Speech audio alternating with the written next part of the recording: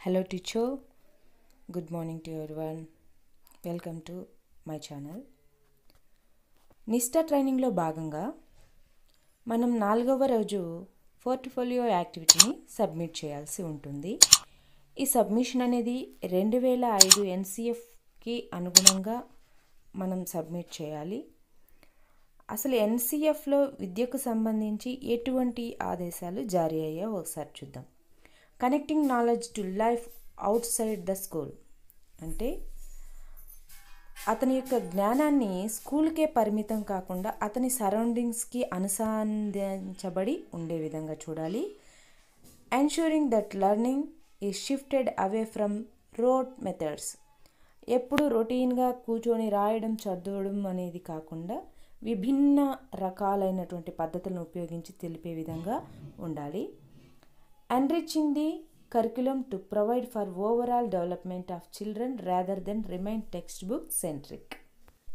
Text బుక్లో ఉన్నదే కాకుండా దానికి అనుసంధానంగా ఇంకా ఎక్కువ మొత్తంలో ఫ్లెక్సిబుల్గా ఉండే విధంగా అతన్ని పిల్లవాని యొక్క జ్ఞానాన్ని ఆలోచన విధాన్ని మార్పు చెందించే విధంగా మనం కృత్యాలు అనేవి చేయాల్సి ఉంటుంది.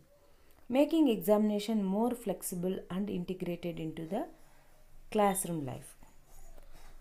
ఎగ్జామినేషన్ అనేది పిల్లవానికి ఎబిలిటీకి అనుకూలంగా అతని యొక్క ఆలోచన సరళికి అతని రాతపూర్వక అంశాలకు తగిన విధంగా ఓరల్గా కూడా మనం ఎగ్జామినేషన్స్ అనేవి కండక్ట్ చేయాల్సి ఉంటుంది. Nurturing an overriding identity informed by caring concerns within the democratic policy of the country. Inclusive ఎడ్యుకేషన్లో భాగంగా ఆల్ డిజేబుల్డ్ కలిగిన పిల్లలు కూడా మన సమాజంలోనే నివసిస్తారు కాబట్టి వాళ్ళకు కూడా అనుకూలంగా ఉండే విధంగా విద్యా విధానాలు రూపొందించబడ్డాయి. తదనుగుణంగానే మనం కృత్యాలు నిర్వహించి పిల్లలకు కూడా డిజేబుల్ కలిగిన పిల్లలు కూడా స్పష్టంగా అవగాహన కల్పించుకునే విధంగా మనం కృత్యాలు అనేవి రూపొందించాలి. దీనికి అనుగుణంగా ఇప్పుడు NCF 2005 అనుగుణంగా మనం పోర్ట్ఫోలియో కృత్యాన్ని సబ్మిట్ చేయాల్సి ఉంటుంది కాబట్టి ఒక మోడల్ కృత్యాన్ని మీకు చూపించబోతున్నాను. పోర్ట్ఫోలియో రాసేటప్పుడు మొదటగా మనం ఏ క్లాస్కి రాస్తున్నాం, క్లాస్ రాయాలి, సబ్జెక్ట్ రాయాలి, టాపిక్ రాయాలి. Description of the activity created description రాయాల్సి ఉంటుంది. ఇంక్లూజివ్ లెర్నింగ్ ఎక్స్పీరియన్స్, ఆ యాక్టివిటీ వల్ల లెర్నింగ్ ఎక్స్పీరియన్స్ ఏమొస్తాయి అనేది రాయాలి. వాట్ ద చిల్డ్రన్ లెర్న్, దీనివల్ల పిల్లలు నేర్చుకునేటువంటి అంశాలు రాయాలి. అదేవిధంగా క్రైటీరియా ఫర్ అసెస్మెంట్, ఏ పద్ధతిని ఉపయోగించి నువ్వు అసెస్ చేస్తున్న అంశాలు అనేది ఇందులో రాయాల్సి ఉంటుంది. Class 3 environmental studies. Topic plants around us. Description children will observe the surroundings and understood the simple features of plants like shape, colour, texture, aroma of leaves.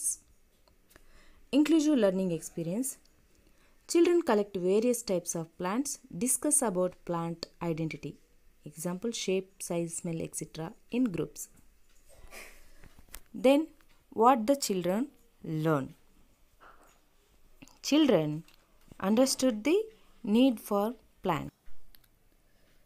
What the children learn. Children understood the need for plants. They speak various uses of plants. Children will develop concern towards nature. Children will able to describe parts of plant. ఇవన్నీ కూడా పిల్లవాడు చేయగలుగుతాడు. Observe the plant surroundings of your house and write them in given spaces. So ఒక box ఇస్తాం, అందులో trees, shrubs, herbs, climbers, creepers ఏవేవి ఉన్నాయి వాళ్ళకి తెలిసిందని నోట్ చేస్తారు. Then give more examples of creepers. Write the uses of plants. Collect some aromatic leaves in your surrounding and name them. ఈ యాక్టివిటీస్ అంతా పిల్లలందరూ కూడా ఇంపైర్డ్ చిల్డ్రన్స్ కూడా చేయగలుగుతారు.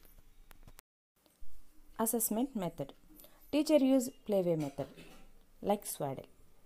Children understand the theme of the activity. How to play the game?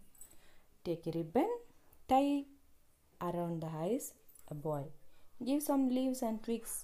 He can touch or smell them. Finally, he recognizes what is it. Thus, children interact happily and learn curiously. So ఫైనల్గా వాళ్ళు collect చేసి ఏర్పాటు చేసిన scrap బుక్ని మనం తీసి portfolio లాగా preserve చేయడమే తరువాయి. ఈ విధంగా ఆల్ టైప్స్ ఆఫ్ చిల్డ్రన్ని సమ్మిళిత విద్యను బోధించడానికి చాలా మంచి అవకాశాన్ని మన ఎన్సీఈఆర్టీ వాళ్ళు కల్పించారు. అర్థమైందనుకుంటాను friends. Thank you. Stay tuned my channel.